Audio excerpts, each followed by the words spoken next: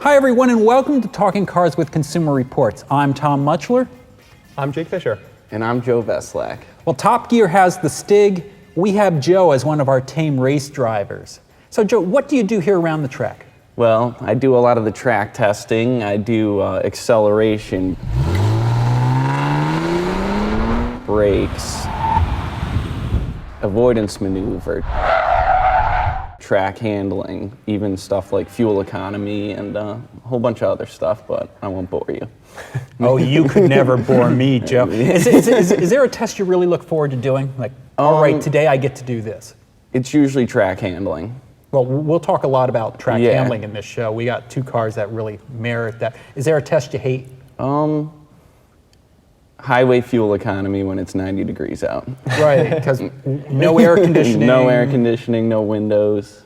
Yeah, a lot of people don't know that me and Joe used to drive on the track together. So we actually went through the SACA schools together. And Joe was one of the poor unfortunates that I talked into taking a street car and turning it into a race car, so I couldn't use it anymore. You started with a beautiful Miata and turned it into this race rat. It's wrecked now. Yeah, I think Jay owes me 10 grand. I think I do, yeah. I kind of ruined his car for him. You weren't the only one. No. But we had some good times. Yeah, definitely. That's where basically got a lot of the driving experience in when I first started working here and everything, so. Well, the good thing is now you can beat on other people's cars. Right, that's the best part. And we're going to talk about that. Yeah, well, we were doing club racing. We were one of the only guys driving out to the track, racing the cars, and then driving home, well, hopefully driving home. Yeah, the tire was a little towed out, but never mind that. Yeah, that's the price of racing, I guess. We're going to talk about the Fiat 500 Abarth, or Abarth, or Abarth? Or Abarth? However you want to pronounce it. Yeah, the jury's still out. I mean, I think it's Abarth, and I think you were correct. I think I've been calling it Abarth. But the reason is because Italians cannot pronounce TH. They can't do that. So the question is it really Abarth? Because apparently the guy's name, Karl Abarth, now I'm boring everybody. Yeah. He's actually Austrian. Huh. They can't pronounce it. That's really not fascinating. But thank you for sharing all that. And actually, right. I'll stop interrupting. We got to thank Fiat and Chrysler for bringing this car here because it's a badass little car. It really is. Yeah, it's fun. I wouldn't put it on my top of my list, but I think there's a lot of things about it that makes it really fun to drive, and I don't know. I definitely have a spot for it in my heart, little heart. You're a little cold. Consumer Reports car testing heart. Abarth. Abarth, heart. I think the thing that gets you is the exhaust sound, though. Oh, definitely. Definitely being able to, once you learn how to make it backfire, it's usually a fourth gear, low RPM loaded up with gas. I worry about Fiat's jump backfire. off. Yeah, So for the home viewers who have an Abarth, and they want to make it fart, you know, what do you do? So I basically, I learned this going, on my way home. You pretty much you're in fourth gear. You probably should be in third. So you're starting off a lower RPM. You just go full throttle. It's bogging a little bit. Then once you get close to hitting the power band, you just jump off the throttle and it just pop, like loud backfire. Again, good Scares to do. your neighbor's Good to dog, do with whatever. Well, that's the thing. The car screams probable cause. Yeah. Because it's always loud. It's got these big stripes down the side. Just hypothetically, if you have a neighbor who maybe complains that you drive too quickly, you've got them putt by. We literally have neighbors following us through the track. Yes. This is actually true. When they go by, we're going by at 40 miles an hour in this thing, and it's like blah, blah, pop, pop, pop, Yeah. I mean, the funny thing about the Abarth, I mean, we all kind of had fun with it, but I was talking to you the other day, and I'm like, well, why don't you just get like a used GTI, put a super trap on it, you put some really nasty exhaust on it, or better yet, just take the exhaust off, which is basically what this is. This really doesn't have a muffler, and it's gonna pop and snarl and make all those sounds. And I think for the benefit of the people who are listening to this, we have a little video clip that will show you, it will at least give you a taste of what this car sounds like. So we're going to play that for you now.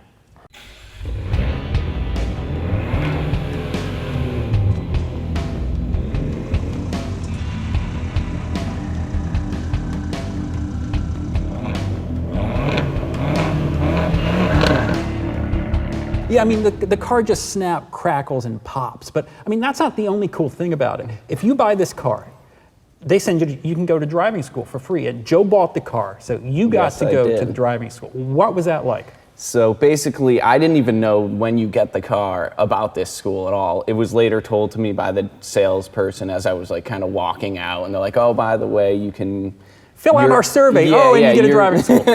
I thought it was just like, some little special thing I get from Consumer Reports to go there, but it wasn't. No. Everyone gets this. No, everyone gets this. So once you buy the Abarth, it's actually even it's even on the window sticker, I noticed.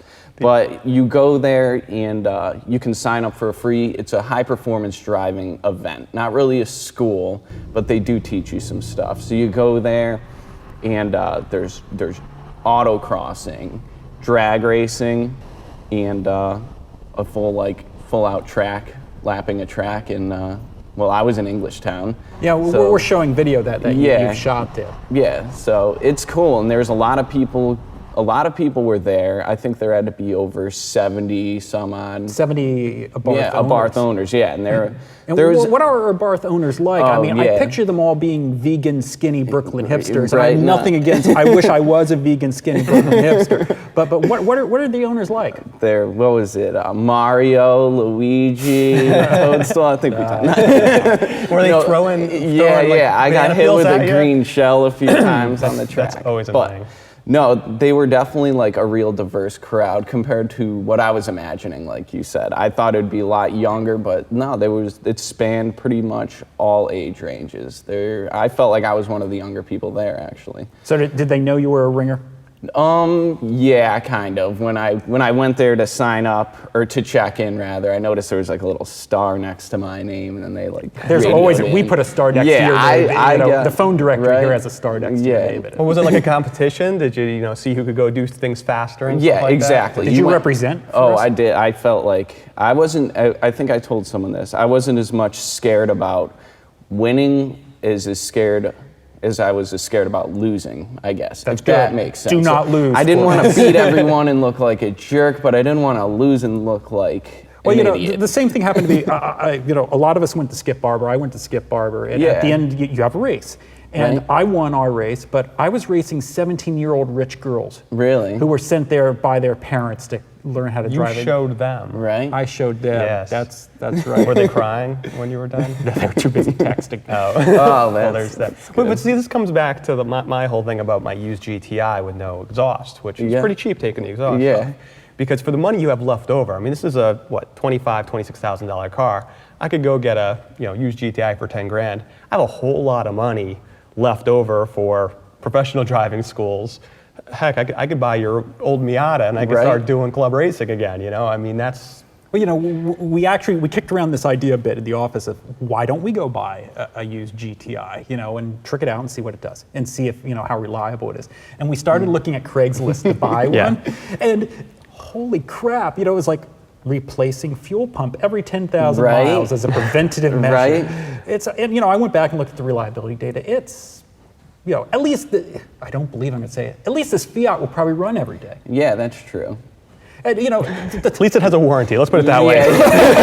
Come on, don't get crazy now. For the first 3 years, at least, you're not paying to fix it. Jury's still out. But the car, it's very involving. It's very entertaining. It's got all these flaws though. The steering, just on the track, the steering, or even on the road, it's kind of dead on center. Yeah, it's definitely one of the downfalls, I think, of the car. With being something, of a performance-oriented vehicle, you want that steering to be like, on spot. Like, there's a lot of other vehicles that have great steering that I wish were in this car. Like what? Like I hold the, Subaru BRZ Scion FRS, that is, I think, almost the benchmark of where steering feel should be at. You don't like those cars, too.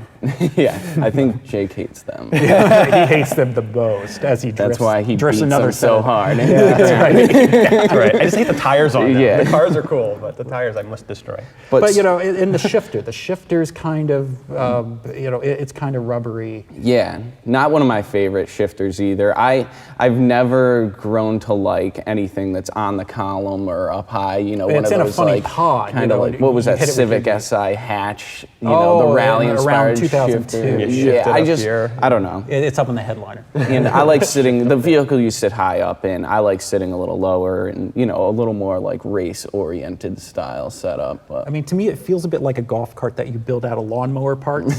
You know, so there's all the slob of the steering, but you got the really grippy go-kart tires. Right. Lawnmower parts. It's right there. I could hear you. You're hurting the feelings of the poor thing. The exhaust made it down. Right. my lawnmower backfires too, so we're good. I guess maybe the biggest problem is, it's ours is $26,000, which probably affects the people you saw at the driving school. Yeah, pretty much. I don't know. I see so many other alternatives, other routes I would go if I had the money. We've got an alternative right here. We have a Ford Focus ST. I mean, there's no question the Fiesta ST is probably the more likely competitor. It's not out yet, but how does the Focus compare? I think, well, obviously way more power. Its handling is, it's a little dicey at the limits where it tends to oversteer a little more than you would want. But other than that, steering's good, grip. It has, in the right conditions, high temperatures, high track temps, it has, high levels of grip. But, I bet if we're going for lap times, I'll be in the ST, not the Abarth. Well, crap. We had a drag race. We couldn't resist ourselves. Yeah, we had a drag race between the Fiat Abarth and our 4-cylinder automatic Honda Accord. With the muffler. With the muffler. And, I mean, were you even trying in the Fiat? Oh yeah, I was going flat out. Yeah, it was. The Accord smoked the stores. Yeah, it was definitely like the Abarth. Obviously, off the line with a manual transmission, you can launch harder. But in the end, the Accord 4-cylinder has long legs, and it just pulled on it right at the line, just to let you know where you stood. Probably get better aero too. Yeah, absolutely. You're not driving a cube down the drag strip. So, what do you think of the Focus, Jake? Well, the Focus is fun. I mean, we always talked about it's kind of like the front-wheel drive car that drives like a rear-wheel drive car. You know, I mean, it's like all these front, hot hatches. They're always trying to make the cars, be more neutral, less understeer. They don't want to plow straight. This does that. But I mean, you're almost always hanging the tail out, right? Even with the stability control totally on. Mm-hmm. So I mean, we did a lot of talk about have they gone too far, and if you go and you put a car into competition mode, a lot of cars have competition mode, which kind of like downplays the stability control. That's the way this thing normally drives. So you could go around there and you could hang the tail out, and we look at the pictures. You got the rear, inside rear wheel just coming way off the ground, and it's fun. Mm-hmm. But it kind of does need a mode for, It needs a mode for normal driving. It needs a mode for normal driving. It doesn't really have that, where kind of be sane. Yeah. So those teenagers texting, they could there's have this thing. Our mode. colleague Gabe did the road test video on this car, and he got into all sorts of grief, by online commenters because he said he would not buy this car for his teenage son. And I mean, a lot of people said, well, what teenager is going to have, a $27,000 Focus ST? But we know of plenty of WRXs who were bought by teenagers. And they're wrapped around trees. And there will be ones that get that used. So it'll be out there in circulation. So hopefully we'll take a look. I mean, we'll do the Fiesta ST, which I'm looking forward to, and I have a very strong feeling that they're gonna take that into account and have that when that stability control is on, and you're not saying, hey, I'm going fast. The thing does keep you at bay. Then you hit the button, and if you're on a track or something, then you can really have fun with it. Yeah. And that's the right way to do it. I think also, I enjoy driving the Focus ST, but I'd rather have a Volkswagen GTI.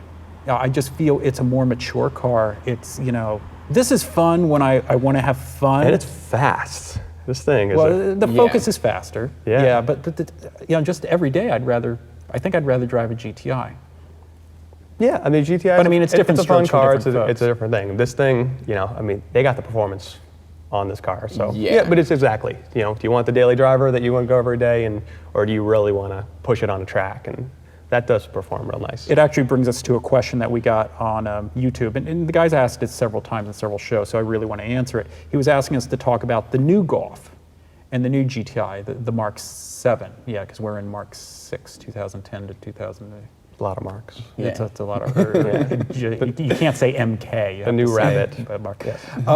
We saw the car at the auto show. It has I prefer the interior. The seats are real nice, but we haven't driven it because Volkswagen didn't fly us to Europe to drive the car. They did offer. That's nice. But we say no. So we say no. It will have a new, more powerful 2-liter turbo. They've upgraded that. The thing is, though, is that buying a first-year redesigned Volkswagen, is that a risk you want to take? Well, as with all vehicles, the redesigned first years never have the good reliability they're going to have down the road. Doesn't matter what it is. It could be a very reliable car. It's not going to be as reliable in its first year. What's neat about Volkswagen, though, is we never really get the first year. Although Europe gets Europe usually gets. In fact, they're doing it now. That car is well on sale there. We're not getting it till 15. Yeah. So hopefully some of the bugs will be worked out by the time we see it. Should be refined by then somewhat. But the other thing is, it'll be better. Right now you can get probably the swan song of the car. You can buy a Golf R, the all-wheel drive, slightly tweaked turbo version, which I enjoy. I like that. A couple. You're not too fond of the Golf R? No, I don't. I don't think you need the all-wheel drive on it. I prefer it lighter and nimbler, and the normal ones tend to kind of handle better too. I don't know. I mean, I got a couple of friends who have them. They bought them for great prices. The cars feel like little Audis. It's something. It's something to consider. Let's answer another question from YouTube. Andy asks, fully loaded Accord or fairly loaded Avalon? Please answer in upcoming video. Thanks. Well, Joe, I mean, these are your type of cars. Right. I mean, I know, you do dig the Avalon. Right. I would probably get a Z06. That's right. Get like a 2002 hardtop Z06. That's it. Accord or Avalon? I agree with the Z06. Right. It's got long legs on the highway. It's very refined, comfortable. I get a feeling I'm going to have to answer this question as Go for the it, resident grew up here. I would get a loaded Accord. I think it actually rides better. Comparable quietness. The back seat isn't quite as big. You'll save a lot of money buying a loaded Accord. Not to mention you can out drag race Fiat 500 Abarth. Now you're talking. Yes. There you go. I mean, there's other cars to consider too. There's the Kia Cadenza that we just finished testing. We've had someone asking all the time, when are you going to report on the Kia Cadenza? It's out pretty much now. And that's a very nice car. It's a very well-rounded, it doesn't do much wrong. No, it's a little boring on the track, but someone who buys that car isn't going to be doing it. You don't think so? Oh wait, no, there's the Cadenza Racing League. Right. It was just announced in my mind. I'm confused with that and the Credenza Racing League of, how quick can you build a piece of furniture? No, that might be interesting too. Also, speaking of big sedans, we still have lots of reactions about our test and the very high score of the Chevy Impala. We got this on YouTube. First of all, Tom, he writes, I didn't write this. Tom, you're one of the few car reviewers whom I take their comments seriously. Your observations are sharp and precise. Yes. Yes, they are. TM 301. Who wrote that? Thanks, Bob. Yet, for the new Impala, I'm having a hard time believing that it's as good as you claim. I really hope CR is not getting paid by GM for this. And I've heard this everywhere. My dad, he said the Impala. Like, really, the Impala? My neighbor's like, I saw you on TV. The Impala, what? The Impala? People can't believe. The problem is they can't distance the old Impala from the new Impala, and we probably have never seen such a huge difference in one model year, going from 2013 to 2014, to completely redo this vehicle. And what's funny is that while there are those people who's like, you guys are crazy, how could you be talking about an Impala? What also bugs me is the people who agree with us, who are like, yeah, I rented one last year and it is a pretty good car. Like, no, that's not the same car. It's a completely different car. They need to drive it. That's the You just need bottom to drive it, and you need to drive it. And go drive a luxury car, and then start, thinking them through. The quietness, the room, the power, the ride, everything about it. It's right there. No, I mean, it's amazing the extent of the reactions we had. You did an interview on a cable news show, and they tried to make it sound like it was some conspiracy with Obama trying to justify the bailouts, and but GM dug this hole. So many years of a bad Impala, but again, they didn't. Those commenters on the news shows, they didn't drive it. Yep. And most of the professional reviewers who have driven it, it's a pretty good car. Absolutely. So that's pretty much all we have for this show. We'll have another show in 2 weeks. We're going to talk about the Acura MDX, the Mitsubishi Outlander. We're also going to take a first look at the Fiat 500L and the Kia Soul. Thank you so much for listening.